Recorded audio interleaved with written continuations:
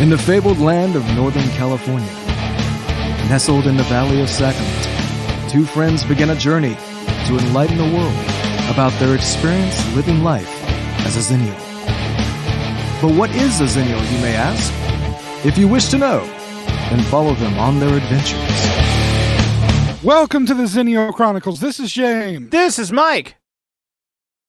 And today we're going to talk a little bit more about James's vinyl experience. If we didn't have enough last episode, we will definitely have enough now. No, I actually, like, you were telling me a little bit about this, and I am 100% there, because I was kind of like, I feel partially responsible. A little bit about this? Yeah, I would say a little bit, quote unquote. I say that, I paraphrase, or maybe that's not even the proper terminology. I'm playing it down a little bit, okay? Don't play it down a little bit, because you were more than a little bit involved in this. You heard more than a little bit about this. Between you and my wife, you dealt with nearly a full-on breakdown from James over vinyl records. I feel so bad. When you were telling me about what was happening, it was like, no! There's no way, dude. There's no way. After all of the stuff that I figured out, that I had learned, and I was trying to pass that knowledge on to you about it, I felt so bad when you were encountering those problems that I first encountered, because I tried to set you up with what would avoid those issues. Well, but here's the thing. I jumped the gun on something, which is something I try not to do. I caution other people about doing. And when I've done this before many different times, believe me, when we went and got the Mini, for example. The day we went and got the Mini, I told the story of the Mini on here and the breakdown of my wife's van in the process of getting the Mini, and us basically having no car to go home in. So I wasn't even sure about signing on to the Mini, but I did it anyway. And I felt in that moment this existential issue that I felt this last week dealing with this record thing, because one of the things I've kind of done within my life is, especially as I've gotten older, because I made many mistakes in my youth. We all did. One of the mistakes I would make commonly is I'd see something I liked, I'd think how cool it was, and I'd buy it, only to find out later that it was not the best version of the thing that I could have bought. I ended up getting a lesser version of something, just because I couldn't. I didn't do any research. I didn't find out about things. I just immediately reacted. And then it became something that I started making myself say no to a lot of things and doing tons and tons of research before I got into anything, especially when I was buying anything or involving myself in anything new. I can remember the first guitar that I bought, admittedly. It's a guitar that I loved, and up until I got my ESP guitar, my Kirk Hammett one, I had been longing for that guitar again, because I made two mistakes with that guitar. Sorry, two mistakes. The first one was I bought that guitar at the time. I had a 3/4 size acoustic guitar that I had bought out of the JCPenney catalog. That was the only guitar that I had. What year was that? Like 1982? 1997. They were still selling guitars out of the JCPenney catalog in 1997? Yes, and it was something that I shopped Christmas out of. I mean, we're not that far removed from like Guitar Center showing up and like say, I know you weren't in the Sacramento area per se, but they were just starting to like come up, you know? Let me get there. Yeah. At the time, the only thing I had available was the JCPenney catalog, because my mother had a JCPenney card. What I found out years later is one of the ways that she was able to do Christmas as big as she did is she had her JCPenney card that she would buy all of Christmas on, and then spend the whole year paying it off, and then buy Christmas again on the JCPenney card. So the JCPenney catalog was our Christmas list. We would go through and circle the things in the JCPenney catalog that we wanted, so my mom could get them from there. That's dope. That's how Christmas happened. Cool. Yeah, it's so great. I remember that senior year of high school, I wanted a guitar. That was the only thing I could afford. It was like a $60 guitar, and I bought a $60 pair of shoes through there, Arizona brand shoes. They were knockoff Vans skate shoes, but they were the only ones I could afford. Yeah, cool.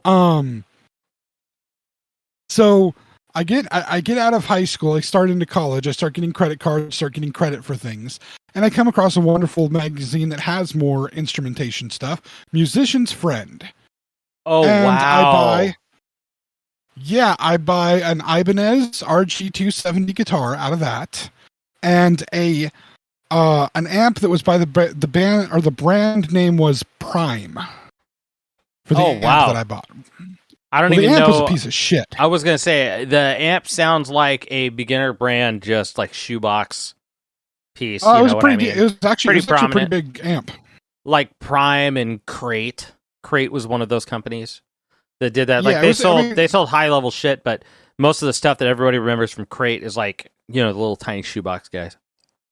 This wasn't a shoebox one. This was a good, 24 to 30 inch wide by, about 16 inch high. It may have even been a dual speaker one. It was a decent, it was a single speaker, but a big fucking speaker. It was a pretty decent amp, I thought, but it was shit. All the wiring was bad, and I'm not a soldering guy, so yeah, it barely worked. The guitar had issues with the connection. I used to have to, the screw holes would come loose, so I had to stick matchsticks in there and screw the stuff back in to hold it in place. But it was a really fun guitar to play, and I went and traded it in one day. So the first mistake I made was getting those, because they ended up costing me a lot of money. The amp was crap. I didn't try it out. I didn't play it. I got lucky that I enjoyed playing that guitar, but I didn't try the things out. I didn't do research. I just saw these things, thought they looked cool, bought them. Same thing when I got rid of that amp, got another amp, a little, an Ibanez, I don't know, little tiny one, that one of the shoebox style ones, little small one. Yeah. Well, a little small square one.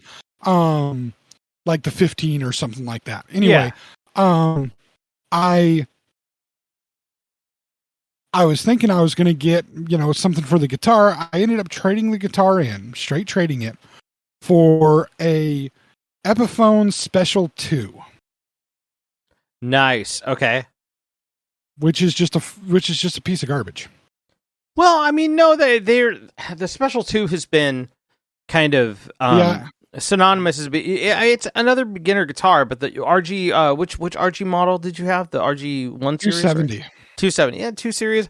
A little higher up, but did that one have the Floyd on it, or was it a standard bridge? Yes. Had a Floyd? It had a Floyd. It had it had double pickups with a single in the middle. I mean, so it's HSH. Nice. Yeah, I was gonna say it's an HSH.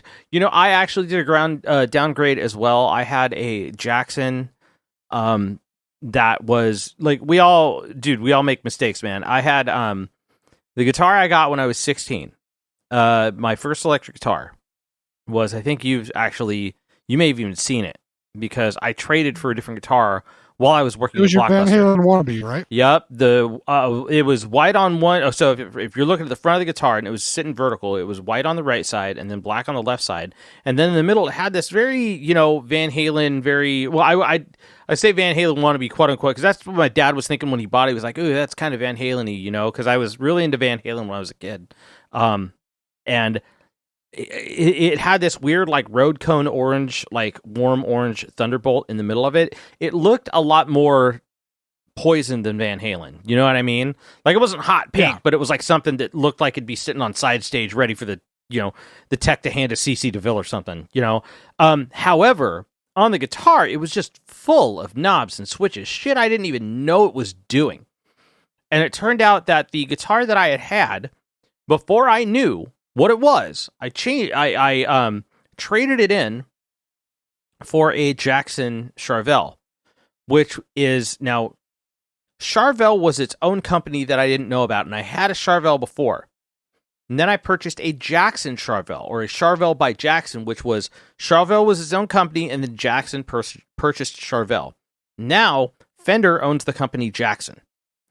But the Jackson that I had is very similar to your RG. It looks very much like a Steve Vai type model, minus the little hand grip on the body. It is an HSH guitar. It has a pick guard on the top of it. It was a 3-way switch, and it had a Floyd Rose on it. And I fucking hated that Floyd Rose. But I picked it up because I thought that Floyd Rose is like, oh, that's the kind of guitar that I want. I want to play, like, I'm like 19, 20 years old. I want to play Kirk Hammett riffs now. You know what I mean? Yeah, you want to dive bomb that shit. Yeah, exactly. I want to be able to do that. Now, here's where I don't know anybody who is listening to this may possibly know much about Charvel guitars versus the Jackson stuff, and I'm not saying one company is better than the other one. However, the one that I got rid of, I found out, and I'm not entirely positive what it is because I can't fucking find the guitar anymore. I can find similar models. The one that I had was another HSH model, but it was a solid front guitar. It had humbucker, single HSH's humbucker on the neck, single in the middle, humbucker on the bridge.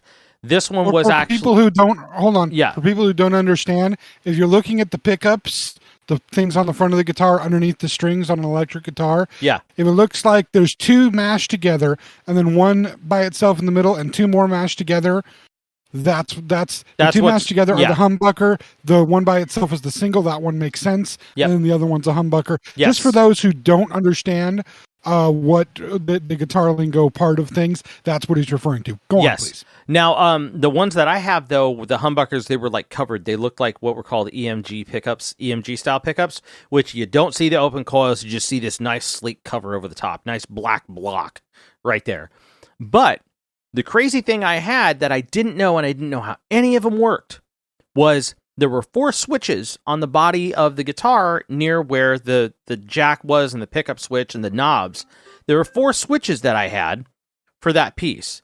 Those 4 switches were doing things like changing phase and doing stuff with like pickup polarity, shit I didn't even know. But this is like, essentially, this is like Jimmy Page level bullshit.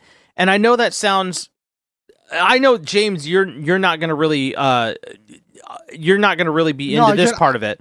But essentially, no, I get what you're saying. Yeah, like those knobs and switches, man, they change the voicing of the pickup, and so you get something that could sound like anything from anywhere, depending on the amp and what you're doing with the pickups and all the shit. Basically, it's a large tonal palette besides what a regular Strat or a Les Paul can do. Far beyond that. Well, and to add to that, you know, I know I've discussed with you the guitars that I have, but I don't know that you remember necessarily all of them, and you shouldn't because they're my guitars, right? But I can say I have a Epiphone Les Paul. Yes. I have the KH. I have a really old Squier Strat. That actually still sounds really, really good.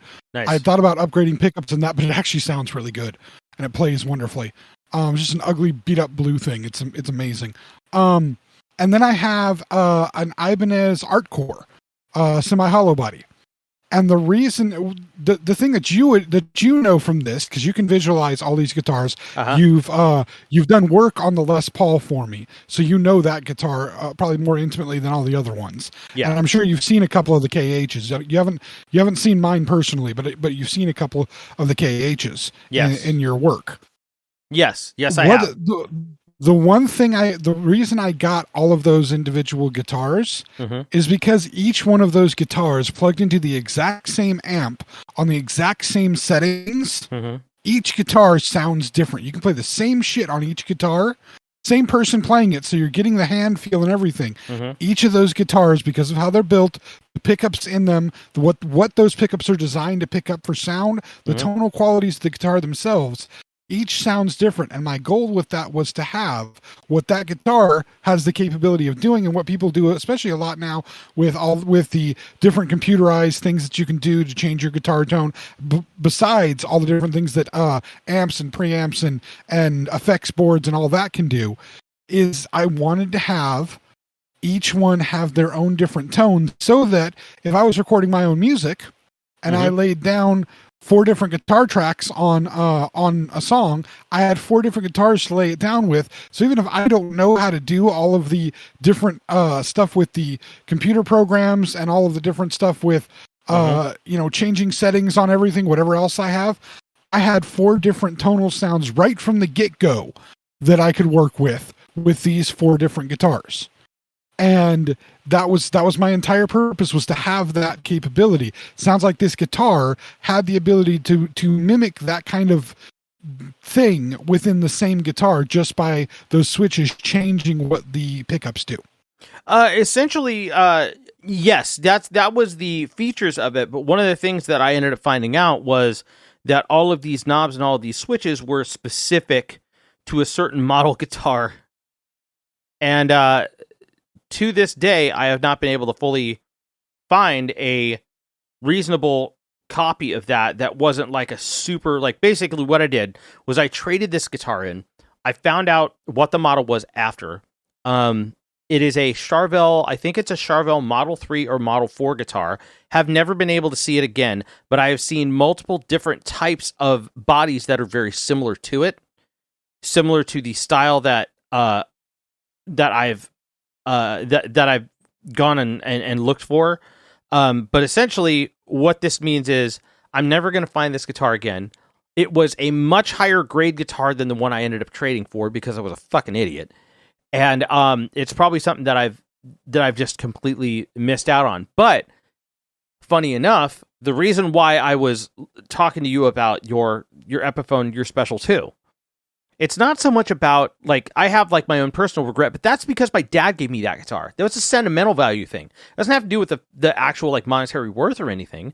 It has to do with what that meant to me at that time. That's the reason why it was a mistake. However, what you're telling me as far as what you're trading for, dude, if there is anything I can tell you, and I have a ton of guitars that I have built, guitars that my family has built, stuff that I bought right out, old used music shops that are specific to that type. You know, I've got like a B grade Epiphone Les Paul that I use that I gigged on for years, and I still own it and I still keep it up, and it still plays fantastic. But what I'm getting at is that a lot of people put a lot of money, a lot of worth into like where the guitar is from or what kind of bullshit that is. And honestly, it comes down to whether or not it works for you. And I have seen extremely decent, very well made guitars from companies that are lower grade, like Epiphone, or even like those beginner type guitars that play fantastically, that sound fantastic. And sometimes they can sound even better with a light bit of modification if you decide to do that. But it doesn't necessarily mean that the guitar in and of itself is a bad piece. You know what I mean? Oh no, this guitar was a piece of shit. Okay, and scene. The thing was, like that's where we ended. The thing was, I'd recorded 2 songs in a band. Right before I met my wife, they kicked me out of the band because they thought I was too dark. I made my own band. That's how I met my wife. Great story there. But on one of the songs I played bass. The other song I played guitar. I had written the other song, and I played guitar. One guy played, one of the brothers in the group played drums. The other one played keyboards to go with it, doing kind of bass line on the keyboards. We had our singer sing the lyrics that I had written. We recorded the song on a 4-track recorder, just the 4 of us playing in a bedroom. Cool. It was beautiful. It was fantastic. Sadly, that was one of the tapes I lost when I lost my container of tapes with my S&M cassette tape in it. I lost the tape of the one song I recorded. Yeah. But you played that for me years ago too, off that tape. Mm-hmm. I played their Epiphone Les Paul with that, and I was thinking the Epiphone Special I was getting was going to be something like playing that Les Paul, because that Les Paul was beautiful to play. That thing was fucking amazing. I loved playing it. The sound, the feel of it. It was just beautiful, and it was a piece of garbage. I eventually got my Epiphone Les Paul, and I love my Epiphone Les Paul. It plays beautifully, and it's one of the ones I love just having fun with that thing because it's beautiful. I don't pretend like I can shred on that one. I pretend like I can shred on the KH. I can't, but I pretend to. But you know, these decisions happen. There were many times I regretted jumping into things. So many times. So I started doing research on things. I started not jumping in before I did a bunch of research. And I would research things to death. I would go back and forth. I would spend weeks deciding on things. It took me 2 years. 2 years to buy, no, more than that. I'm sorry. 4 years. It took me 4 years to buy an Xbox One. 4 years of going over and over and over to justify purchasing an Xbox One. I'm one of the best video game purchases I ever made because we use that thing so much more for an entertainment center thing for us than we even use for video games, but even the video game usage for the family, for the household, one of the best things I've ever bought in my entire life. But it took me 4 years to decide to buy that because I think about these things so much, think about them so much. Well, when the record thing come up, you had talked to me. You had talked to me before about your experience with the records. If you were still in the midst of your experience and trying to figure it out, you'd just gone through the experience of the suitcase, but it didn't, you weren't happy with the suitcase and all the things that you were going through. And, I was there in the store. Yeah. I got the records. I got this possible record player. Like, yeah, that one should be great. That one should be great. Yeah. Because it's the brand. It's the Audio-Technica brand, which is a good brand. Believe me, all the research I've done in the last week has told me there are a few brands that are really good. Sony obviously is good at almost everything they do, but one of the leaders in the industry when it comes to record players is Audio-Technica. Mm-hmm. They are one of the better brands. I mean, top 10 rated of the top 10 rated ones I was looking at that are like under $1,000. Mm-hmm. Like 3 or 4 out of the top 10 on multiple lists from multiple sites. Yeah. 3 or 4 of them are Audio-Technica brands. Absolutely. Including the kind of the brother to the brand that I got. The brand that I got was the ATLPGO. See, I've learned a lot over the last week. ATLPGO. Yes. Now the ATLPGO is analogous to the ATLP60. Yes. Okay? But the GO is a specific color scheme. It's kind of a gray color scheme as opposed to a white or black scheme, which is the other options that you can get. I believe it's exclusive to where you picked it up too, right? The ATLP GO, or we'll just call it the GO. The GO is only sold at Walmart. It is a Walmart exclusive player. Okay. Yes. And it does get good reviews. However, one of the things that does come up in the reviews is the fact that on certain musically dynamic, let's put it that way, musically dynamic records, it does have a tendency to skip. Really? Wow. Okay. You didn't. Okay. So funny enough, this is something I found out recently. Wow. I'll be damned. Because I remember you were just like, shit. Okay. You know what? I want you to tell this story. I want you to tell this part of the story. I can tell my part of the story after you tell your part of the story because I think it was really interesting, especially with what I was going through to try to help you because I knew what you were looking for as a beginner and I was trying not to overwhelm you. So you please go and you please talk about what you learned and then I can supplement that. So I got the record player. Last week we talked about me getting the record player, and I was so happy. I'm listening to all these records until I get to the one record that you had problem with too. Yep, and I think I talked about it on this show too. I did. Yeah, Metallica's Garage Inc. Yep, and specifically in the exact same songs that you had problems with, and I started reading because I'm looking up, is there an issue with this album? Because you had the problems with it too, even though you fixed it with a different record player. I'm trying to find out, is there issues with this album? There's people that are complaining about skipping in the same places. But as I'm diving deeper into the research, and it's skipping through the song Helpless multiple times. Yep. The song Small Hours multiple times. Die Die My Darling was like a major one. Yep. Always skipping through Die Die My Darling. Yep. And so, and many of these are the first song on the album, but even throughout, I had to stop it.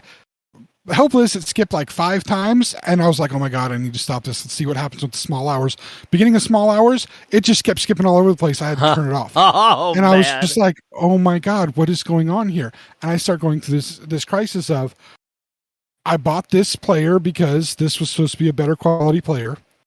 It's supposed to be decent. Let me rephrase. It's supposed to be the best quality for the price at a beginner level, with the full-size platter instead of the smaller platter. Yeah. That doesn't have the wobble, which, by the way, if I remember correctly, you said that you could play the Garage Inc. on the smaller platter one, the suitcase one, and didn't have any issue. Right. Okay. So yeah, my... Do you know why? Probably because of that wobble. Probably because of the weight offset that was happening to that record because it's on a smaller platter. The wobble actually, because what's, as we discussed, what's happening with this, and I had to do this deep dive on research. While I'm doing this deep dive on research, I'm having a bit of a meltdown because I had already had difficulty getting into this. One, because of the expense. Two, because I know who I am, and I know that now that I have a new hobby collecting shit, that, I mean, I finally gave in after years and years and years of fighting it, after years and years of pressure from all of my friends that I played Dungeons and Dragons with back in junior high school. And I'm talking years of pressure for this, because these are guys that were Dungeons and Dragons guys in high school, and then as all the new stuff came out, they got into eventually got into like World of Warcraft, and they tried to get me into that. I refused, and I've still refused to stay out of that. I will not do it. The wife will divorce me if I ever get involved. Fucking in those. 20 years later, that shit's still active. I can't believe it. But there was another thing that came out in the 90s that all of my D&D friends went into. In fact, one of my good D&D friends, I didn't talk to him for years. We reconnected a few years ago. He's the one that I think I've told you about. He works for the devil. Or at least he did work for the devil. He may work for a different company now. Ah, yes. He actually got so heavy into this that he became a professional judge at tournaments for this. Really? Magic the Gathering. Yes. And I resisted Magic the Gathering for years and years and years. And finally, when I jumped into it, oh man, I almost lost myself. I spent so much money. And I have a bookcase, a short bookcase, not a big one, but a short bookcase full of cards. And I think I have about 95 decks that I have built. Holy shit. For Magic the Gathering. You know what? Yeah. I don't know if I have told you this, but Tash has gotten into collecting Pokemon cards now. That's, for her, it's the collector's portion of it. She doesn't play the cards. She doesn't play the game. She just collects the cards.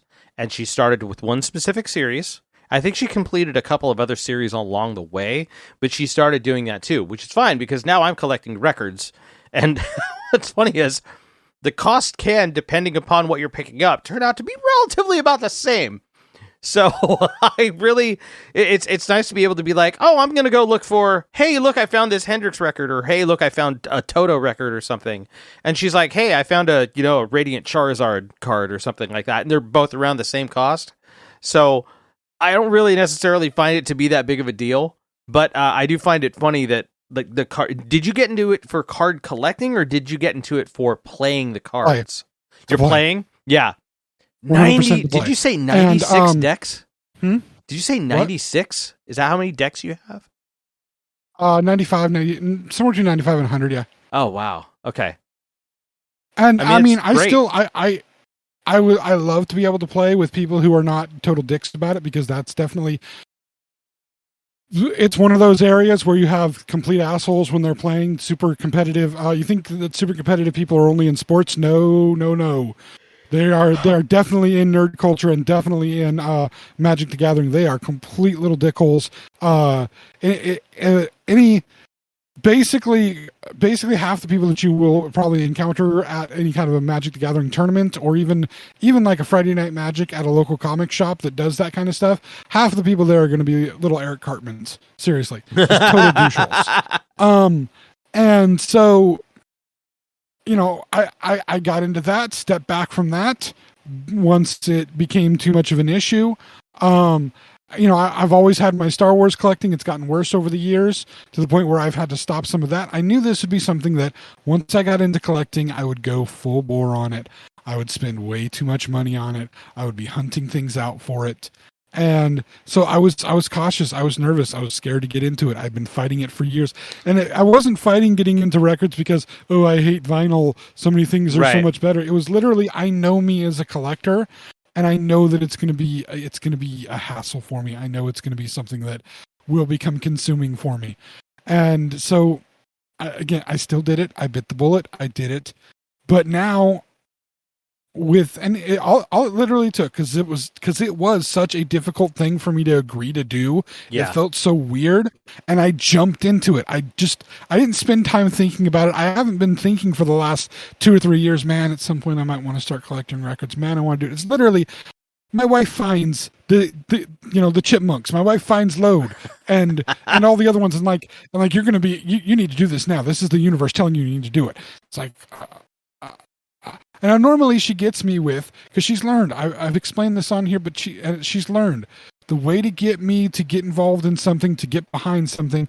She will do tons of research on it and then hit me with the research, because she knows that that's what I love. Yeah. That's what makes me feel safe and secure getting into something, is research. When we bought a fridge, man, I spent 6 months deciding which fridge to buy.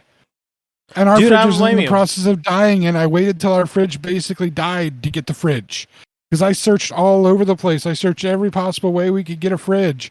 I mean, we had to do it on payments because we ain't got no money to plop down, any kind of real money on a fridge. We even bought, I think at one point, it may have been like a year, because I think our fridge died and we spent like $80 on a used fridge that worked for another like 6 months or so. Mm-hmm. I took forever to buy a fridge.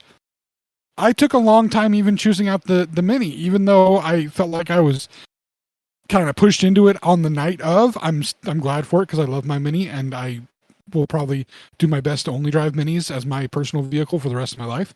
I absolutely love my car, but I did tons of research on it before I got it. Even before that day where I felt like I was pushed into it, I had done 3 or 4 months of research on what kind of car I wanted. It to come down to 3 cars and three different styles of car. And when I showed them to my wife, she's like, no, really? You want a Mini? Okay. Like, well, you said no to the other 2, so all right. That's kind of the one I wanted, but I figured you'd say no to that one for it being too frivolous. We're good. But the other 2 she thought were ugly, and I'm like, okay, that makes sense. I just figured they were good for gas mileage, and she'd be more willing to let me get one that had the better gas mileage than the Mini. I ended up getting the one I really wanted, and I'm happy with it. And I even went between the different styles of Mini, and I knew that there were specific things that I wanted in my Mini. Mm-hmm. And I got almost all of them. I didn't get a backup camera, but that's all right. I can live with that one. I can look over my shoulder. Well, you also can just purchase a backup camera and put it onto it as well. So I don't want to do that. Then I have to modify it. I love my car as it is. No modifications. Understood. Rear view mirror it is, sir. No, the rear view mirror is completely fucking worthless in that car. Is it really? Absolutely worthless. It's very tiny, and because of the it's got barn doors in the back. So basically, there's a big pillar in the middle of your rear view. Rear view mirrors are worthless. I learned how to drive on a pickup truck that had a camper shell on it, so you couldn't use your rear view mirror anyway. I'm used to using the side mirrors. I learned to drive that way. So side mirrors and look over your fucking shoulder. I'm good. It's a small fucking car. So it's not like it's a giant. It's not like it's the van that we have where the backup camera is useful, because you literally can't see anything out the back of that damn van. Mm-hmm. Not a thing. So having a backup camera, you kind of need it because you can't see shit. So it makes sense. But anyway, I felt like I had jumped into the record thing, and I was like I said, I resisted it for so long. I didn't want to start collecting those things. I didn't want to put the money in, because I knew it would happen. I knew I'd end up going nuts for it, and it went nuts because this last weekend before the debacle happened with Garage Inc., because I'd waited on Garage Inc. Before the debacle happened with Garage Inc., of course, I'm out shopping again that last weekend, and what do we find? We're at another Walmart, and we find like 4 other Metallica records. I know. Actually, that's when I found Garage Inc., because I didn't have Garage Inc. before that. Right. So I get all these. I get the Garage Inc. in. I start playing it, and what happens? Skipping, right? Yep. So I send Mike messages, of course. Oh yeah. As soon as you sent me that, I was like, "Oh my god, his heart has to be broken." Here's the first one. Here's the first thing that I send. Garage Inc. Side A skipped. Side B of first record skipped too. Yeah, that's what starts happening. Is I actually checked all the discs on when I did my second or third copy. Started skipping, and I was like, "Fuck!" And it skips at exactly the same spot over and over again. And that's why I was just like, "Is this a problem with the press?" Like, I turned in 3 copies before I realized it was my player. But please continue. Well, and this is Mike's response. He comes back. I think he had some Scooby snacks. No rucking way. He apologizes for the Scooby snacks, and then that's a total shock. But it shouldn't be a shock. It shouldn't have been a shock at all. And so I'm like, well, yeah, it did. Okay, so it was and it wasn't. And the reason why it was, to me, was first off, I knew that you were trying to, everything that I had told you about the vinyl, when you started purchasing the vinyl before you purchased the player that was sitting there in front of you, I had actually gone to Walmart and taken a look at that player. And I had taken a look at I had taken a look at the LP Go, I had taken a look at the LP 60, the LP 120, and then the one that I eventually settled on, which you also have now. I wanted to wait for you to reveal that one. Hey, thank you. Yeah, don't worry. Give the reveal away. Yeah, not entirely. Here's what's going on, okay, before we get to that. Essentially what had happened was the piece that I had beforehand, which is a old used Gemini professional DJ turntable. It's a great turntable. It's just old, and it had a lot of those bits and pieces that I knew that I needed in order to get something done right that would play my LPs without damaging them, that would XYZ, all this kind of bullshit.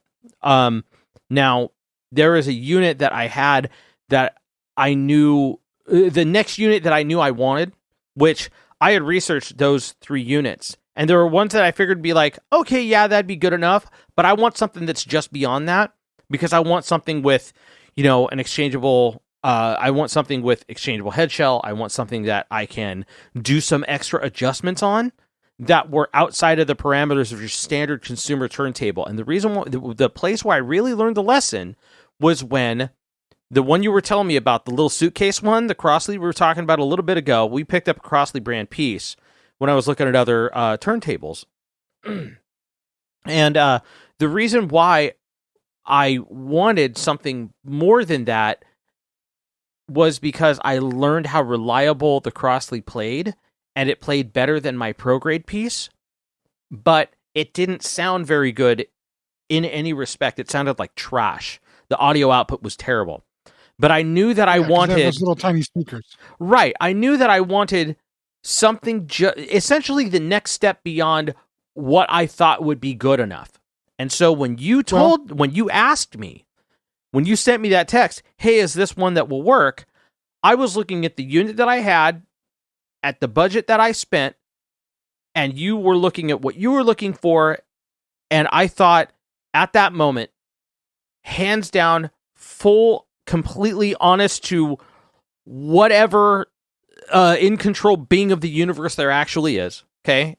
Honest hand to whatever that is, that unit that you were showing me was something that would do you just fine while being minimal on the configuration department. Because if it's more configurable parts, it means it's more bits and pieces that are able to fuck up. And so I knew what you wanted was, because this is from conversations with you that we've recorded for the podcast, right? That we've had go out. You want something that plays. Plug and play guy. Yeah, you want to plug it in, you want to play it, you want to hit the play button and let it do its fucking thing. And when you showed me, when I found out what the features were, it was like, oh, because I was like enamored at the fact that this thing has a start and stop button. That I could put the record on the platter, shut the top, hit the start button, and it just does the whole thing on its own, the one that I had. Finding out that you had that on yours, I was like, holy shit, absolutely, that's what you want. I was like, I was looking at yours and being like, maybe I spent a little bit too much money on mine. I don't know. Wait, yours doesn't, well, we'll get to that in a minute. Yeah. I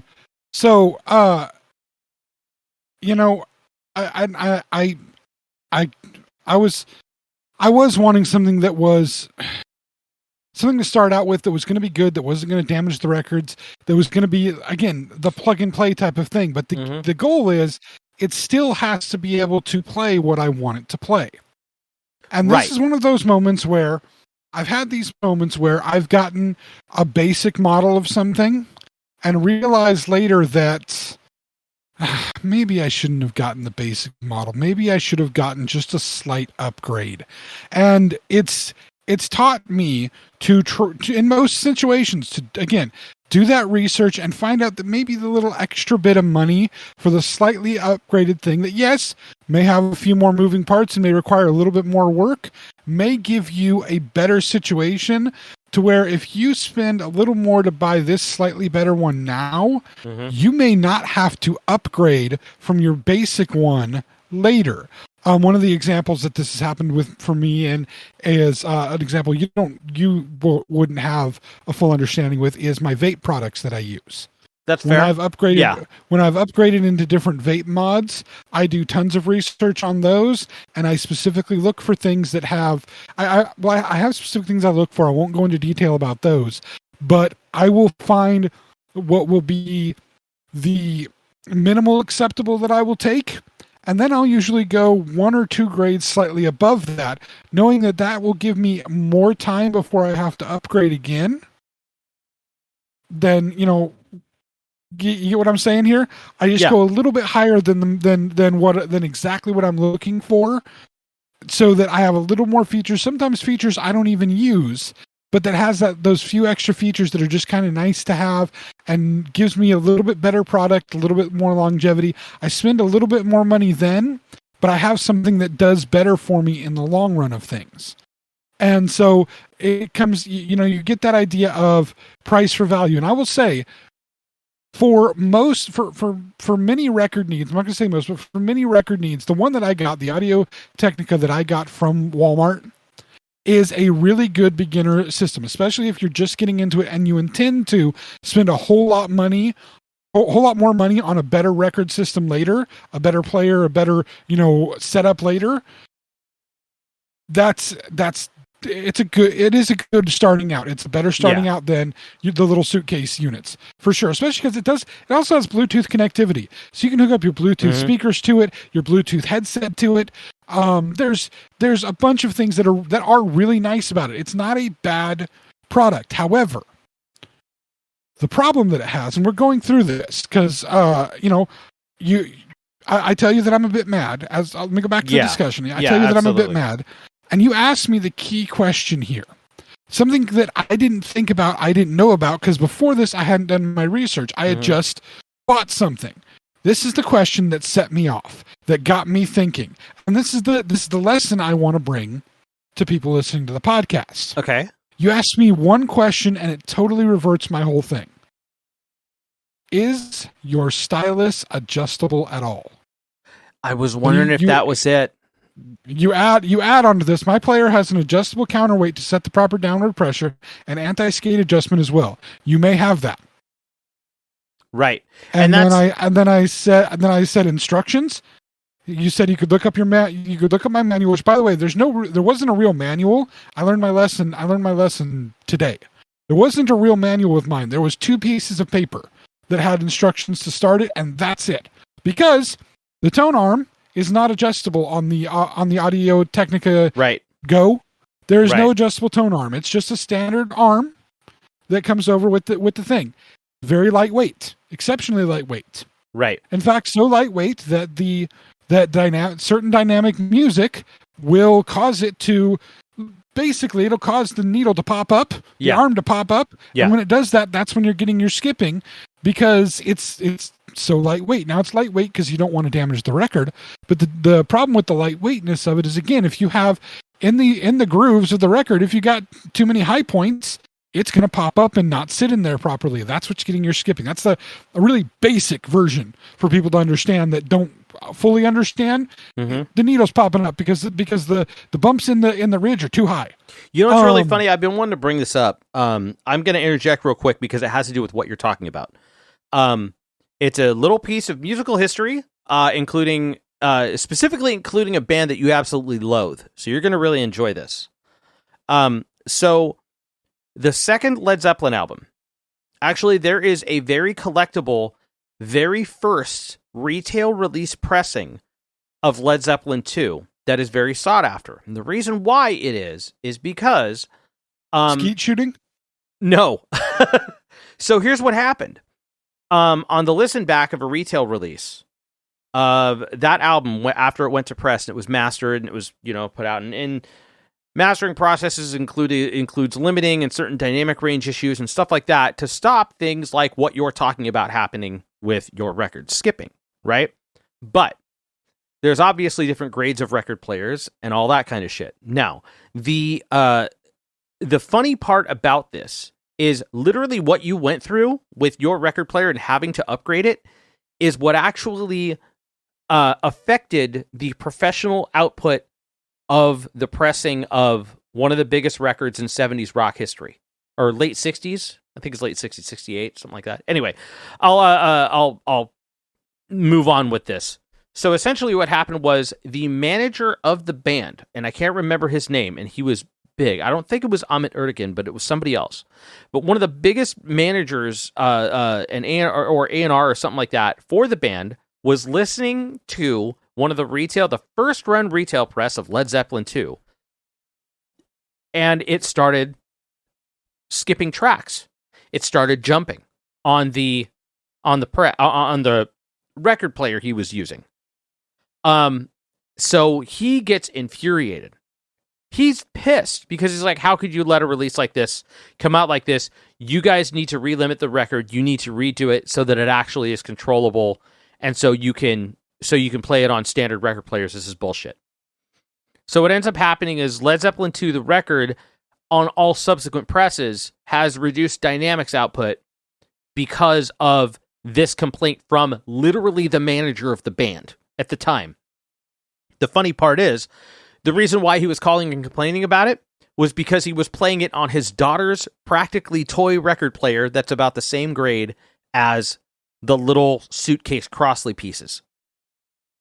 Which, funny enough, in this case, happened to play a record that wasn't skipping, but it's because of the configuration of the record player that you had. Like, you had better audio output, but your tone arm wasn't a professional grade tone arm in any basically, it wasn't high enough in the dynamic range capabilities in order to handle it. So the reason why that happened, and on a whole record that was pressed and left, like the second album from one of the biggest bands in the world that I know you absolutely hate, but I thought it was a really funny piece of history. The reason why it happened was because this guy played that record on a toy record player, basically, and it affected the professional output of that record in all subsequent pressings until Jimmy Page remastered it in like fucking 2017 or 18 or some shit on the new pressings. Now they're done like high grade, blah, blah, blah. But those first run pressings now are worth a stupid amount of money if you can find them. And there's like some change in like the color used on the jacket or some bullshit that you can... I can't remember what the detail is, but I find it really funny. It, basically. Yeah. So the thing is that's one of the things that one of the details a lot of people overlook in looking for this, especially new people to this. Like, you're essentially new to vinyl. I'm new to vinyl. But one of the things that I find so funny is that this new generation of people that start getting into it don't find these details in their record players, or they don't look for these things. Well, and to be honest, at the same time I was talking to you about this, and there's a bunch of, we go through discussion of manual, and I realized today how off things were and how much of a really basic, and this is a basic beginner model that, as far as I'm concerned, you're probably, anybody that's wanting to get into it for something cheap, don't spend the money on this Audio-Technica. It's not a bad model. I'm not saying it is. But with the amount of instructions, the 2 pages of instructions, and the some of the other things that I'll talk about in a minute, it's almost worth either spending more or spending less and buying one of the smaller models to start out with. Yeah, because this thing is right in this weird bad Goldilocks zone, not in a good Goldilocks zone. Yeah, it's in a bad one where it's the bad Goldilocks zone. It's not necessarily worth the price that you pay for it, for what you get out of it, because of the fact that the most of the parts are really good. I mean, the felt mat is decent for being a felt mat, although I found out later that felt mat is the worst way to go. You're better with cork or rubber, or some people even use like glass and acrylic. Yeah, there's a lot of different ones for those. Holy smokes. Yeah. So the felt ones, even though you can get cool ones from the different bands with their logo and shit on it, don't go with the felt mats. It's not enough cushioning for one. For two, it builds up the dust and static, which is what you don't want because that damages your records and fills up the grooves and not good. That's what that's what makes more popping and more bad things. Yep. And yes, it's pretty solidly constructed. I mean, the platter itself is aluminum construction, but when you compare it to something that is literally $70 to $100 less in the suitcase brands, you're not getting as good a product, but you're getting, for value, you may actually be getting something that is better for your starting off than what this one is. If you're willing to spend the money for this one, spend the extra, depending on whether it's on sale, $50 to $100 to get to get something that's a little bit better. And again, we're going through this, and I'm trying to show you different things on the instructions.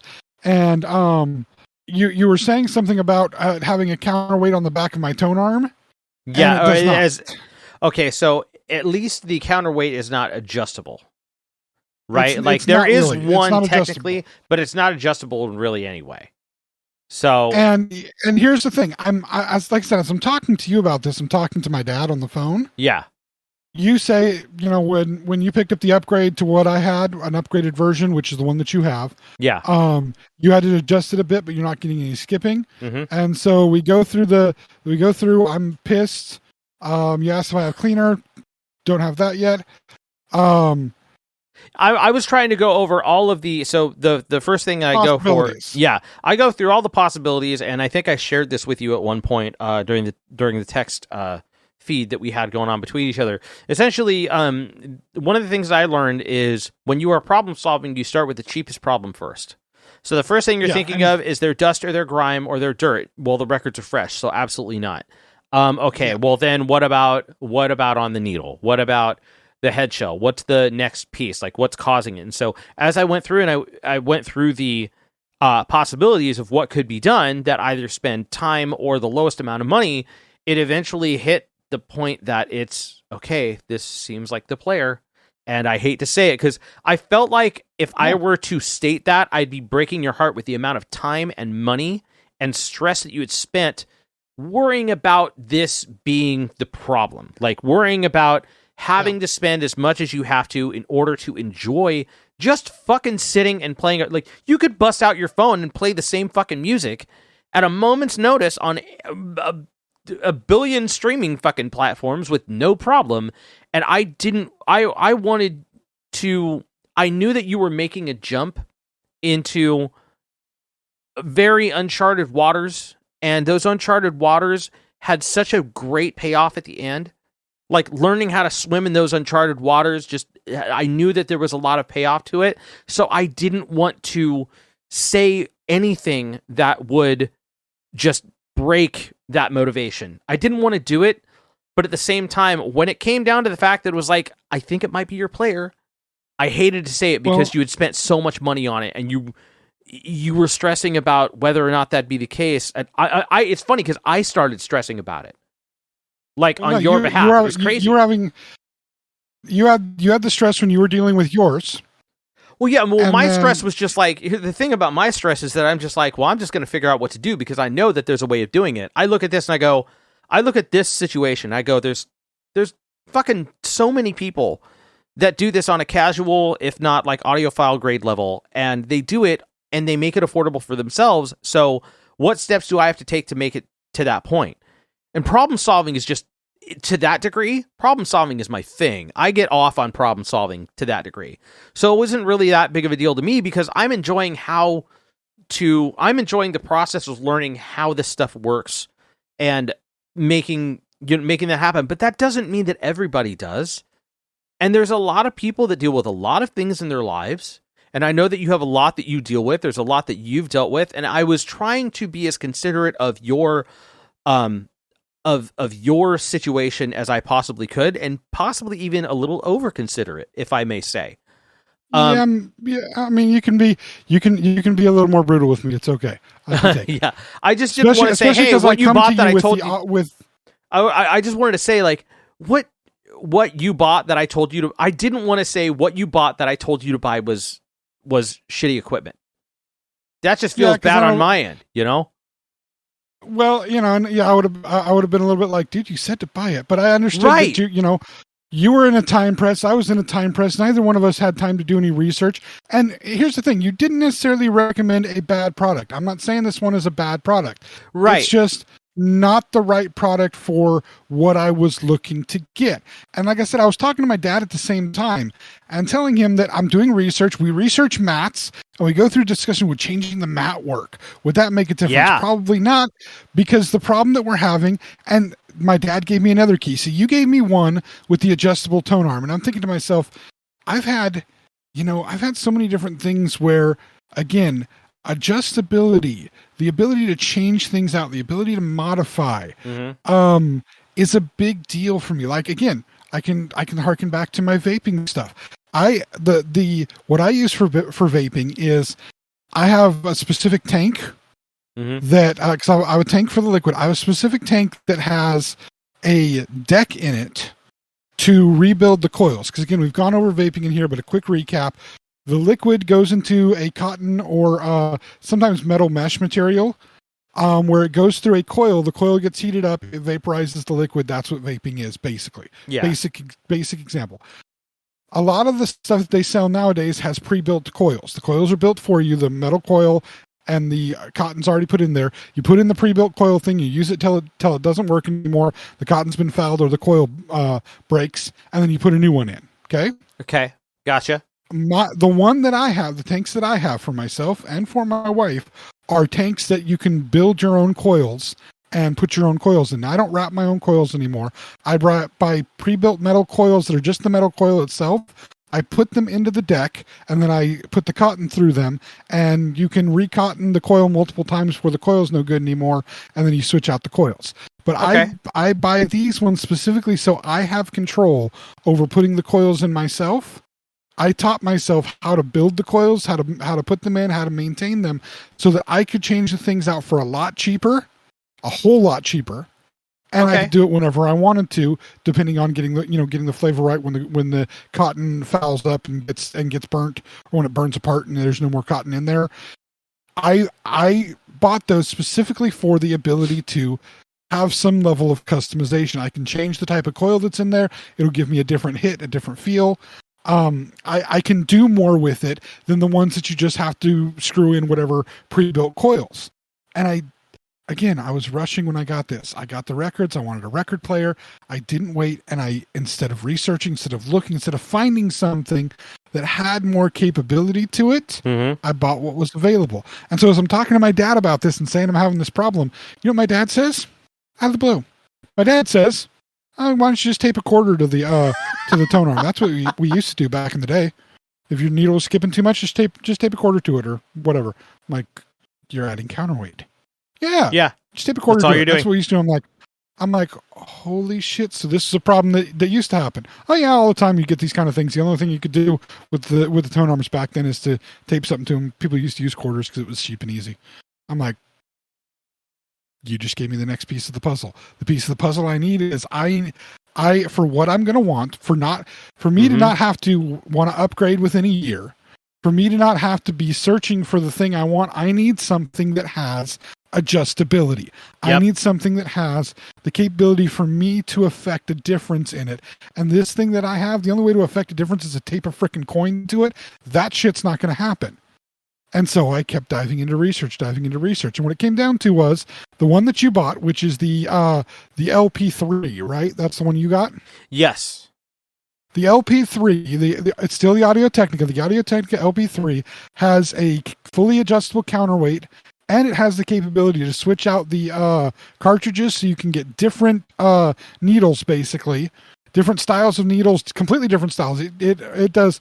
There's two different types that you can do, two different magnetic type of things. I don't know all the details. I'm still researching that part. But you're talking about the different. You're talking about the different types of. Yeah. Yes. Well, we won't get into that. I'm sorry.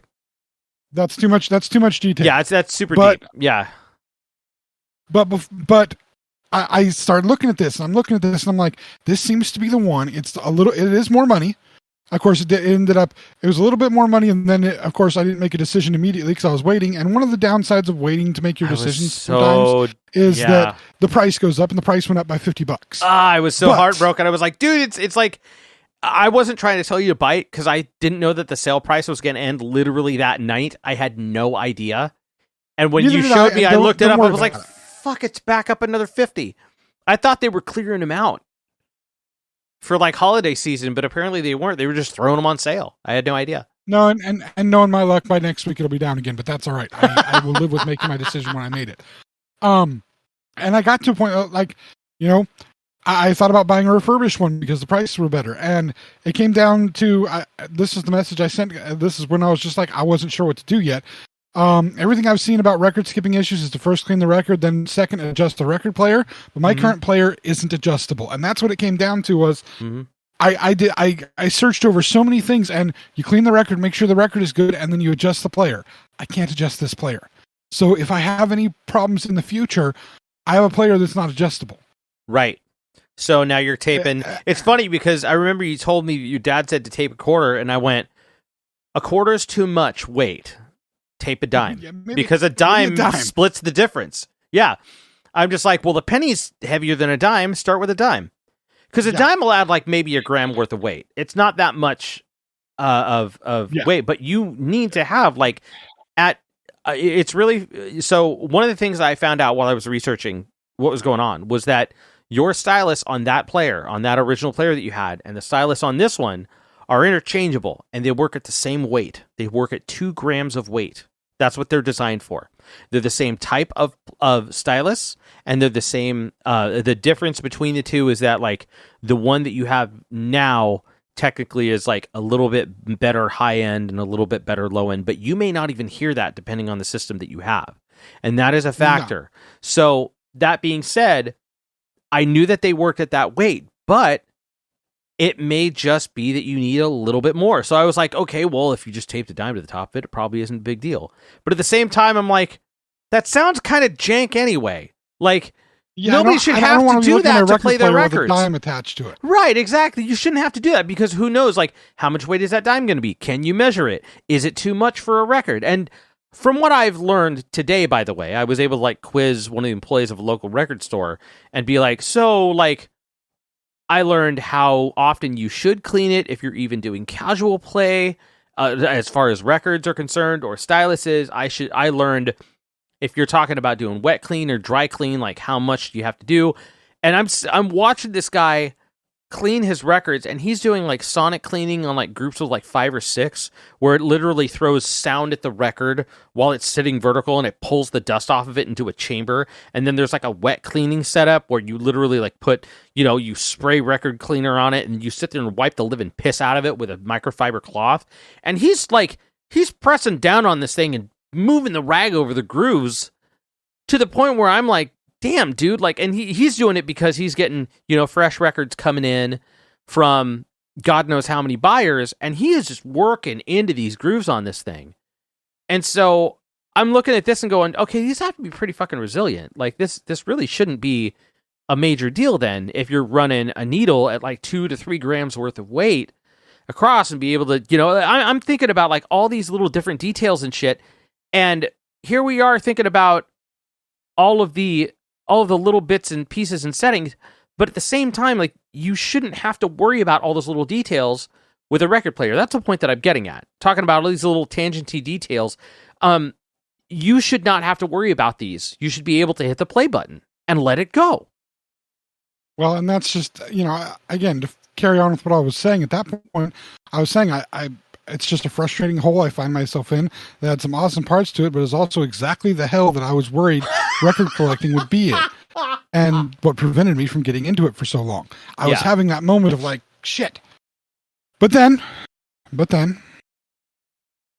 we talk more. You talk about maybe you can upgrade down the road. I'm like, upgrading down the road comes with its own drawbacks too. At this point, just kind of frustrated with the whole thing. That's why I resisted for so long. Right. Well, I acknowledged that my and I knew I was like, notions on this. I knew I was tiptoeing. I was trying to tiptoe the best I could to not remove your enthusiasm for doing this while at the same time being able to give you the advice that you needed. So, and we get through and talk more about Cork. And what it comes down to is I'm still in the window that I can return the one that I bought, because I have a 30-day window to return the one that I bought initially. Cool. So, obviously, as Mike has already said, I bit the bullet. And I bought the upgraded model. I bought the LP3, ordered it from Amazon. It arrived today. And I was a little worried about setting it up because, you have to, with the counterweight, you have to balance the arm perfectly with the counterweight. Isn't and then that you weird? have to set it to the 2 grams. Yeah. Right? Yeah. That was a little funky for me too.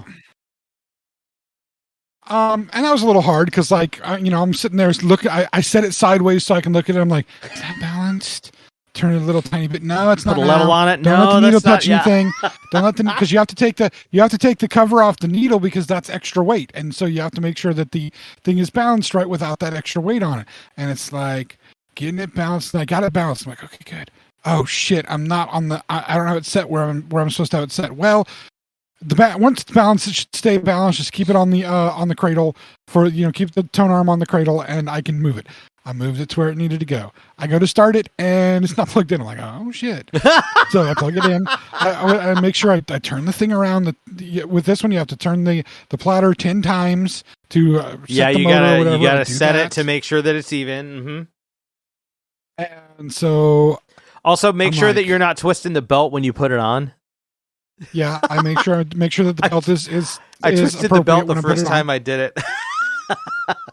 I did that good, but that's because I had a lot of practice as a kid, working with things like that. Not the belt on a record player, but the old GI Joes. They used to have a little rubber thing inside them that would keep the leg and kind of pelvic portion attached. It would like stabilize them, wouldn't it? No. Here's the thing. There's a screw in the back of the GI Joes, right? Mm-hmm. In the back of their body. Yeah. And then there's a rubber loop inside of them, and the legs are 2 legs that are attached with a metal piece in the middle and a hook. Okay. Right. And the pelvis is just a plastic pelvic piece, so you could actually change out the legs and the pelvis of them if you knew what you were doing. Interesting. I used to be really good at it. Yeah, because you could change them you can make your own people. You could change if you took them apart, you give them a different back, a different front, different arms, and different legs and pelvis. So you can make you could take 3 different people, 3, 4, 5 different people together and make your own specialized uniform. That was modding. GI Joe modding. GI Joes back in the day. Back in the day, GI Joe modding. I love it. Fuck yeah. To get that to attach to the really thick rubber band, the rubber circlet thing that they had in there to hold the legs in, you'd have to take a screwdriver, dig it out of the body because it would go back into the body. Dig it out of the body. Yeah. And you'd have to thread that through the pelvic part and then attach the hook that the legs were attached with. And so I got really good at that kind of stuff. So attaching the band in there to get the motor running was fine. I get it set up. I love that is the skill set that you developed as a child in order to make sure that you could set your turntable properly. I love that. Hell yes. And so I get that set up and I'm like, okay, it's into the fire with this. And so first thing that's put on there, Garage Inc. Because I have my other record player sitting right next to it. I'm like, I'm trying Garage Inc. If it doesn't work, if Garage Inc. doesn't work, this thing is set. I can adjust it if I need to.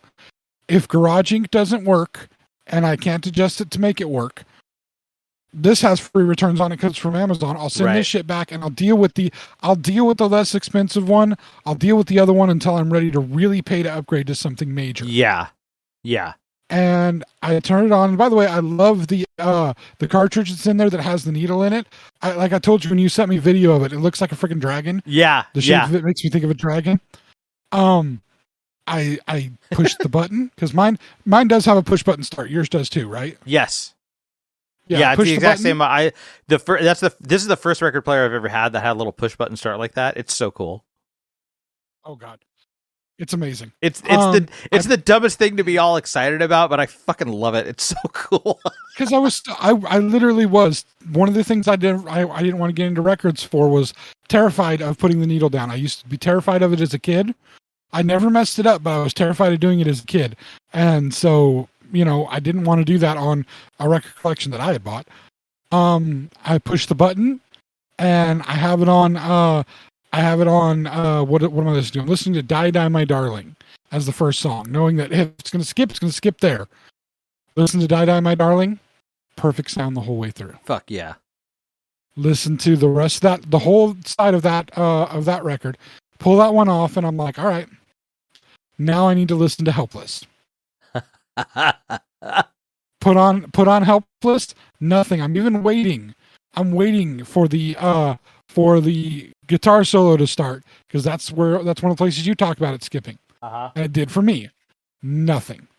Plays through perfectly. I'm like, I think we got it. Played through the whole of that, and then I'm like, you know what? I know a song that's dynamic. I know a song that's got different highs and lows, and it's got places where the sound goes out almost completely and then pops right back up. Oh yes. So I played Lover Man. Yep, that's the one, dude. God, the first time I ever heard that, it actually jump scared me. It was so good.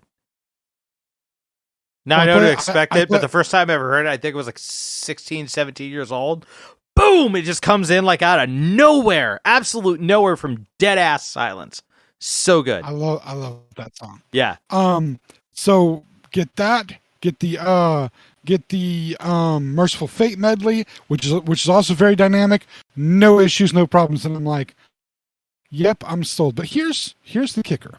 And here's the thing where, it isn't always a true thing. It isn't always a true thing.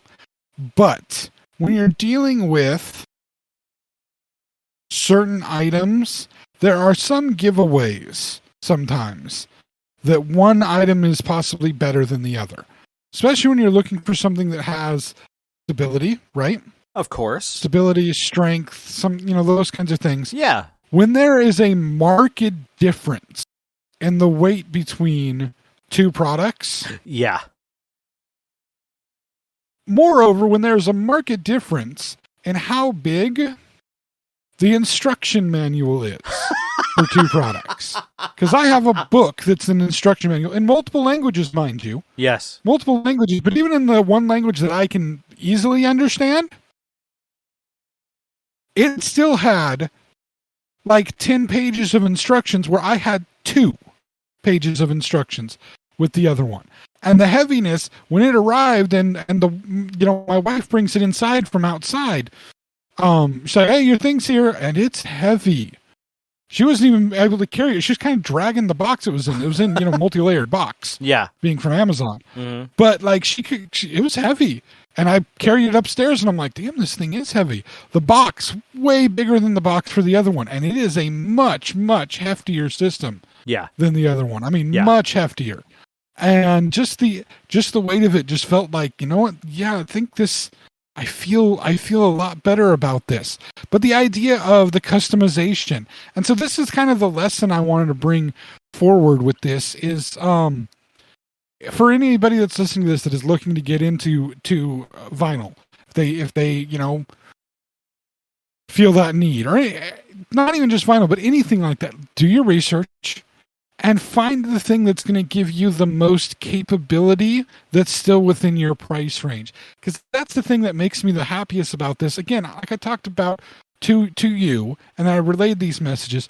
I didn't want to have this one player and in a year want to upgrade and have this old player sitting around when I get a new one. I don't like having to do that. I much rather buy something, like I said, not exactly what I'm looking for, but a little bit better than what I'm looking for if I have the ability to. Just in case, so I don't have to replace it and upgrade as soon. And the nice thing about this is, with the adjustable weight on the back, with the fact that you can do multiple cartridges of different styles for whatever reason, I'm still going to research those and find out what the different types of cartridges do and what their purpose is and what their need is. On your recommendation, I did order at the same time, waiting for them to arrive, an appropriate cleaning kit to keep my records clean. Cool. I also and to keep the needles clean. I also ordered a scale to be able to help set the proper weight, counterweight for the needle. I ordered that, a digital scale, which I'm not going to use now for this one because I already got it to work for, I already set it up for right now. But when I change out and try different cartridges on there, I want to make sure I have something to help me dial it in if I need to. And it wasn't very much. It was only like a $14 item. But the idea is this thing gives the ability to try things in different ways. It gives different upgradable abilities. It's not just your basic entry-level thing. And yeah, it costs more, but I can see that at this point, what I'm looking at is the only thing that I might eventually upgrade is my stereo receiver, which is, I don't even know how old this damn thing is. I mean, it's an Optimus brand, so what does that tell you? Not even a brand anybody knows about. And only two of the speaker ports work. It only has 4 speaker ports, and only 2 of them work. So, I mean, sometimes there's an A/B setup on those. Sometimes there's an A/B setup on those. You gotta watch out for it because there might be a speaker A and speaker B output. Like there should be buttons on the front. There is, but only the speaker B output is the only one that works. The speaker A output does not work at all. Oh shit! Even when you push the button. Oh damn! That means the amps That's what are I'm blown. saying. Oh well. Hey, as long as speaker B works, you got output. You're good.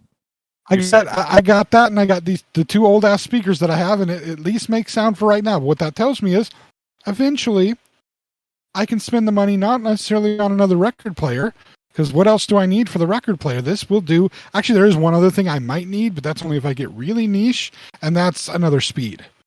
But what, like 78? Yeah, dude, how many 78s are there I think anymore? those are, yeah, dude, 78s are like, I have one 78 record that I will never dare play on this thing. The 78 RPM record I have is it's actually made out of a different material entirely, shellac, versus when people say vinyl, that's like super slang. The discs are made of PVC essentially, but shellac was what was used for records before PVC was the norm, and shellac operates at 78 RPMs. Which is like stupid fast. And there are record players that actually have 3 speeds that could play a shellac record at 78. The cheaper ones, a lot of the cheaper ones do. I went to a local record shop actually that was designed specifically like for classic shellac records that actually has, instead of having like an audio output jack on it, it's so old, it actually has a speaker output that outputs to a chamber. It's a little suitcase player. And it's got a speaker output that outputs to a chamber so you can hear the record coming out of the back of the record player, like, and reflecting off of the top as it hinges vertical. It's crazy, but it's just this really weird, like, piece. Thing was like $200, and it's like antique, and it's like practically antique, and it still operates, which is like miraculous to me. And it was a wind up too. That's how old 78s are. Yeah, that's how old 78s are. Is they're fucking wind ups. And that's the thing is, I don't see myself getting that niche and that deep into it. Yeah. But it just means that at some point I can upgrade my receiver, upgrade the speaker setup that I have, and buy a stereo unit that has a good receiver and good speakers. And I don't need to worry about that right now because I can't play my stuff that loud anyway, because my loft is technically above the garage, which is the sister-in-law's bedroom, and she works overnight and sleeps during the day, so I can only listen to my music so loud anyway. Right. But so I don't need to invest money into a stereo system yet. That part can actually come later because I can actually enjoy everything as it is now with the limitations that I have now. Mm-hmm. It does suck that this one doesn't have Bluetooth capability, so my really awesome over-the-ear Bluetooth headphones that I have, I can't connect those to it to just be able to listen on headphones if I wanted to super loud. But I also have a reclining chair that is literally sitting right in front of where this record player is and where the speakers are. So even at the volume that I listen to it while I'm working, which I'm a good 15 feet, 12 feet away from the speakers while I'm working, where I'm sitting right now, I'm a good 12 feet away or so I can hear the sound really good at the volume that I have it at. If I sit in the chair, which is about 6 feet away from the speakers, the volume is really nice, and the speakers are about, parallel to where the sides of my head are, or, a foot or two off to the sides of my head. Yeah. So I'm getting the sound exactly as I should hear it sitting in that chair, and I can sit and relax in my chair and listen to the records and get at the volume that I leave it at, and get a perfectly good volume to be able to enjoy without it being too loud. Perfectly good volume to enjoy. Maybe with a newer receiver, I'll get a little bit more clarity, because this thing is old, so who knows, it's getting lost in the mix there. But at the same time, the key is making sure that you have the appropriate record player, the appropriate piece of equipment for what you want to do. And that's the thing, is, again, the one I bought from Walmart, the LPG Go, or the LP Go, is a decent product if you're looking for something just basic to listen to, just basic records. I will say you may be overpaying if that's all that you're looking for, because you do need to have a stereo system to hook up into for it. So, if you're just looking to be casual about it and aren't worried necessarily about possible warpage of your records, the suitcase things can be fine. You're not going to get the greatest sound, but it may be your gateway in. If you really want to get this one from Walmart, go right ahead. But I would say it's worth a little bit of extra money, I think, to get something that gives you the ability to adjust it. So you're not just stuck with, imagine if you had a belt that only had one hole in the loop, one hole in it to be able to do it. The fact that you have a belt that has multiple holes so that you can adjust, depending on what time of year it is, and whether you've put on your Christmas weight or not, or whether it's beach season and you try to lose some of the weight. Having that adjustability is helpful. If you had seatbelts that only went to one size, man, if you're too skinny or too fat, you're gonna have trouble sitting in there. Adjustable seats, adjustable steering wheel, adjustable anything, shoes that have adjustability, anything that you have that you can adjust in some way. Man, it's nice to have that ability to adjust instead of just being stuck with what it can do.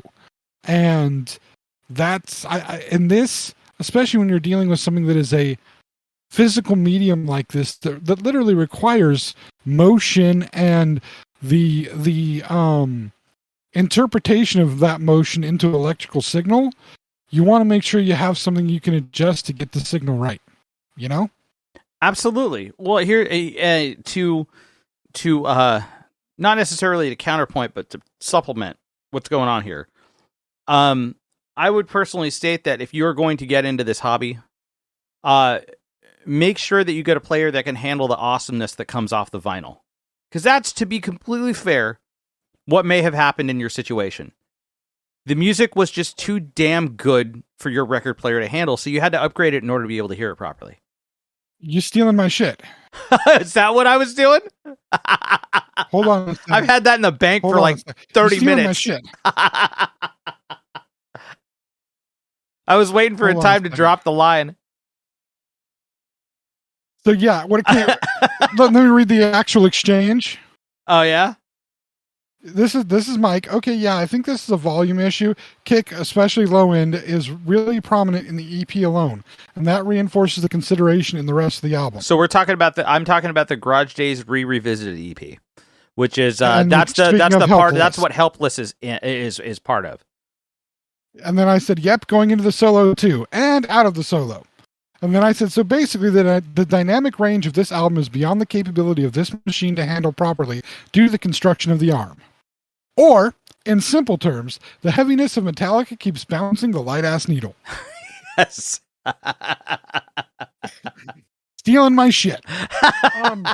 And literally, that's what it come down to. Is I went through the same thing that you went through, in that I needed something that had a little bit more robustness to it to handle what I wanted to do with this. And at this point, I've only had it for a few hours, but I can tell you, I was at a point where if this thing didn't work, I was returning this one. I was considering returning the old one. I was considering returning all of the records and just be like, you know what? I'm done with this. I'm done. Oh man. I'm so glad that you didn't. Point. I am so glad that you didn't. I am so glad that you were able to take some time and really figure this out, man. I am so glad that you are coming out the other side of this with the attitude that you have right now. And it even made me start looking into other things. And I don't have a big collection yet. I have a big collection for somebody that's just starting out and already bought like way too many records. At least it gives me stuff to listen to. Although it's kind of like the van in Fanboys, but instead of all Rush all the time, it's all Metallica all the time. But fair. But I was even doing some research into having issues with taking my records out and putting them away, because I had put them in the anti-static individual pouches for the records, right? The individual sleeves for the records. Yep. And then I had the jacket in the oversleeve. Mm-hmm. But pulling the jacket out of the oversleeve and then trying to pull the records out with the individual sleeves that they were in and trying to put those back into the jacket, it was starting to fox the corners a little bit on the jackets. It was crinkling the sleeves a little bit, the individual sleeves, and they're just a pain in the ass to try to put it in and out of there. And I'm just going, there's got to be a better way to do this. So as I'm listening to Garage Inc. and just becoming happier and happier that it's finally playing, and that being one of my favorite albums anyway, just it's playing and I'm like, this is great, this is fantastic, I'm so happy with this, it's giving me what I want. I was like, you know what, I make this one better. And I learned what's considered, I guess, a normal collector's trick, because 3 or 4 different collectors said the exact same thing on how to store your vinyl properly to make it for vinyl you want to listen to specifically, how to make it easy to access, yet you're still keeping everything safe and in good condition. And for the specific vinyl that both you and I have collected, these Metallica vinyls with the and any of the newer ones. I mean, even the Chipmunks one I have has a bubblegum pink record. It's not just black. I was so tempted to pick up that Chipmunk Punk record that I found. I was really tempted because it was like $10. I was like, part of me wanted to really do it, but I rescinded on it. I decided to get something else that I thought was much more appropriate, and on a day, by the way, that I didn't realize. Yesterday I was out at one of our favorite places, and I picked up, I don't know if I showed you a picture. I know I shared it on social media. Where was this at? I was at a place called The Cave. Oh, you were at The Cave. Okay. Yeah, it was The Cave, and I happened to find a copy of Van Halen's first album. I was just rifling through, all the vinyl there, and I found a copy of Van Halen's debut album, 1978, and I could not believe that what I found was a promotional copy. And it turned out that it was a promotional copy, first pressing, which means it was one of the first pressings of the record, period, that was ever made. So I snagged it. And it turned out that it was, now we're recording this on, what is it, the 7th? Right now we're recording on the 7th. It's going to come out on the 10th. Yes. So I purchased this yesterday. It was October 6th. It was actually the 2-year anniversary of the death of Eddie Van Halen, and I was completely unaware of that when I purchased the record. So when I said you needed it, Universe said I needed it, and as soon as I learned, I was like, I'm playing this bastard right now, and I played it, and it sounded absolutely incredible, and it reminded me of a thing that I had promised myself to do that I still haven't done yet because I haven't had the time to sit down, which was, I'm reminding myself of it. I've reminded myself of it this morning, and I started researching ways. Eruption? Yeah, to learn to play Eruption. I never sat and did it, and I feel very disappointed in myself. I need to do that. Yeah. Complete and total side point, but it's nice to have like an original copy of one of the biggest records of all time. And it sounded incredible. Like, it sounded so pristine for a copy that's fucking over 40 years old. That's crazy to me. Well, and that's, I mean, we were going to get into another conversation of the sound of vinyl versus the sound of digital and comparing that to another medium, but we're going to do that, I think, on the next episode because we've gone pretty far on this topic. Yeah, I think so. And we're pretty long. Yeah, we're pretty far in. But no, it's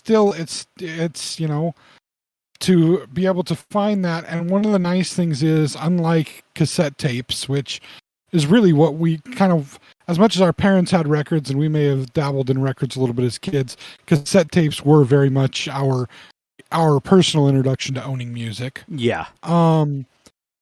Records can, if taken care of properly, they can last a hell of a lot longer than cassette tapes. I mean, when they sent on the Voyager probe, when they sent humanity's information and shit, they sent that on a record, albeit a super fucking powered record, like metal shit, but still it was on a freaking record, and instructions how to make a way to play it, because that shit's gonna stay. But yeah, that one's made out of metal. That ain't made out of no vinyl. So hopefully, I don't know if we're at the point where the computerized civilization found Voyager yet and is preparing to give it a giant ship to live in and send it back to Earth to try to find its makers. Subtle little Star Trek reference there for you. But what's Voyager? I don't get it. But anyway, nobody remembers that, and that's what sucks. I remember it. I loved Voyager. I thought Voyager was killer. What do you mean Voyager? What do you mean Voyager? The series, man. I'm not talking about Voyager the series. I'm talking about Star Trek the Motion Picture. Oh my gosh. Boy, yeah, you went right over my head. I'm sorry. I'm disappointed. It's been a very long time since I've seen that movie. I'm gonna have to see it again now. I gotta do my homework. It's just a reminder. I have to do my homework again. Ah, shit, I can't. Paramount took all those movies down. Well, you don't own them? Actually, I think I do. I think I own the entire film series on DVD. God, now I gotta go. So. I gotta go dig it out. Thanks.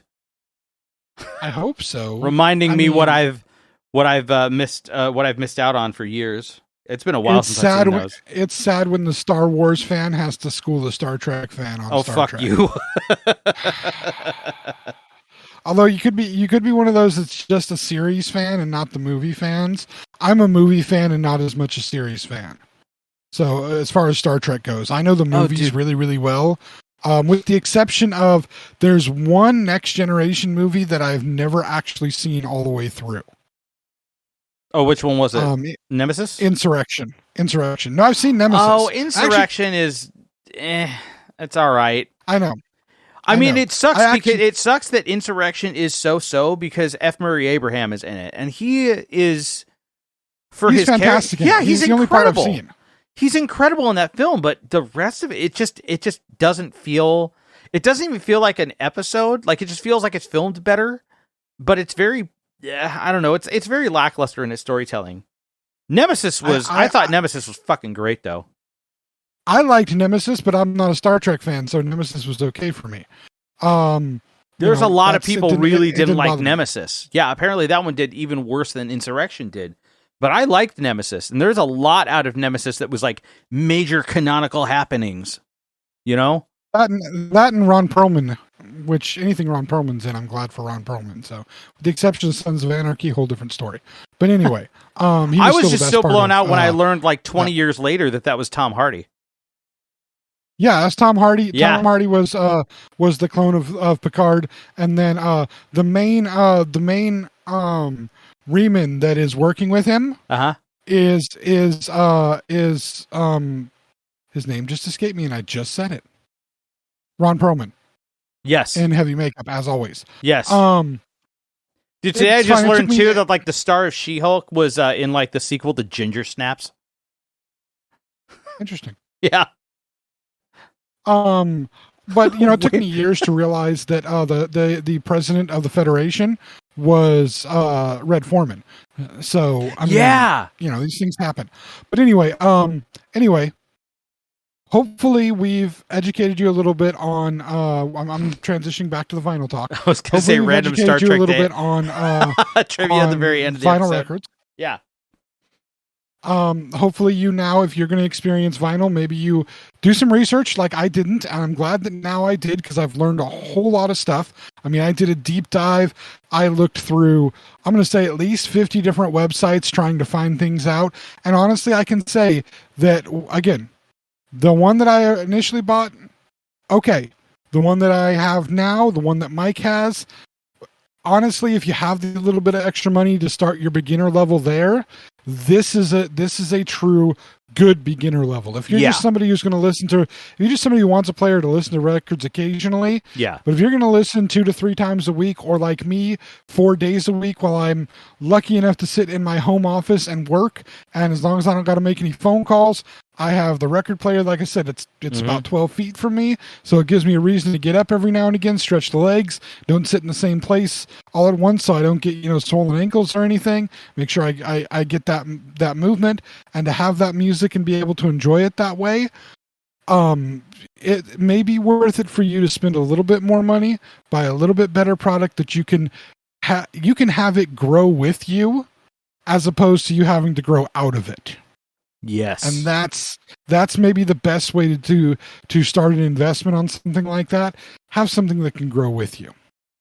Exactly. Anyway, Mike. Yes. Where can people hear you and me talk again about vinyl? Well, you can be listening to us on our website, theXennialChronicles.com or Zencron.com. You could also check us out on most major podcast platforms. Just search for the Xennial Chronicles there. You could also check us out on YouTube, and YouTube has their podcast platform, so search for us there if you're not already listening to us there. And if you are listening to us on YouTube, or even listening to our video version format of it on YouTube's initial regular website, make sure that underneath this video, if you're watching it, make sure that you click the like button. And then next to that, a little bit farther over to the right, there is a subscribe button as well that you should check out, or click anyway, so that the next time we have a podcast, I don't know, maybe you'll know about it. We don't really know, but in order to ensure that happens, there's one more thing that needs to be done. James, what is that? Drop the needle. I mean, close. Adjust the tone arm. Not quite. I think you're getting a little bit farther away. Click the bell. That's right. Click the bell to make sure that you get notified. There are actually 2 different settings you could have. You can click personalized notifications, or some notifications, or all notifications. If you click either one of those, even all of them, that means every time we come out with a podcast or a video or anything, y'all know about it. And while you're there, please, as I always say, make sure to check out Mike's 2 other YouTube pages. First one he has, where some of this discussion might actually have taken place, and he can even give you maybe a rundown of proper record care. Hey, there's idea. I may have given that one already. Proper record care, proper record storage. Sadly, he can't actually play and listen to the records unless he somehow or another gets his 3 albums from his 2 bands pressed into records because of licensing rights and shit. Well, there's one of them that's definitely not being pressed to record, because I don't think it's even compatible with that. I may or may not have researched some things, sir. Well, I'm going to know soon. But anyway, this is Mike's music page, Ruling Note Music. Please check that out. Like, subscribe, click the bell on that if you're interested. Even if you're not, just go ahead and do it anyway. And then Mike's other page that he does with his wife, Chronicles Games. This is Mike and his wife playing video games. It's supposed to have been in chronological order, but now they're just playing random games, like the stupid trombone thing again. I say it's stupid. I know you say it's cool. Whatever. We're going to disagree until I play it, and then I'll be like, oh my God, this thing is amazing. But I probably won't play it, but still, whatever. Anyway, check those out. He also has a Twitch stream, right? Did I say that right? Yes, this time? Twitch. Please check that out too. Watch them play the games. And we don't mention it often enough on here. In fact, we very rarely even mention it. But we also have a Facebook page, as does Ruling Note Music and Chronicles Games. And we have a Twitter feed. The Twitter guy doesn't necessarily post as many things. But I have a suggestion for us, Mike. Huh? What's that? Uh-oh. We can't play the music, obviously, again, for license rights. So we can't do videos or anything of the music. But maybe, just maybe, by the time this comes out, maybe we can take some pictures of our setup and a little bit of our collection and post those to our Twitter and Facebook page. I wouldn't be against that. I think it'd be great. They can check out the Xennial Chronicles on Facebook and on Twitter. It's the same name on both, or Zencron. And you can check out again, while you're looking at those, Ruling Note Music, Chronoso Games. Follow any of those on Facebook and on Twitter, and see what pictures we have posted of our setups. Mine's a little jankier than Mike's, but it'll also include my setup for, well, when I get my TV, which is another story, the next week's story. When I get my TV, it'll be in the space that's now just an open space.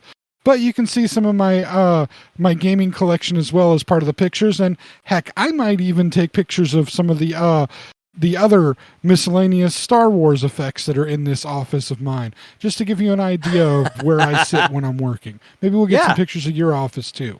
Anyway, I'm going to have to do a lot of cleanup before that happens. That's all right. They can see it. I mean, show them the real you, Mike. Yeah.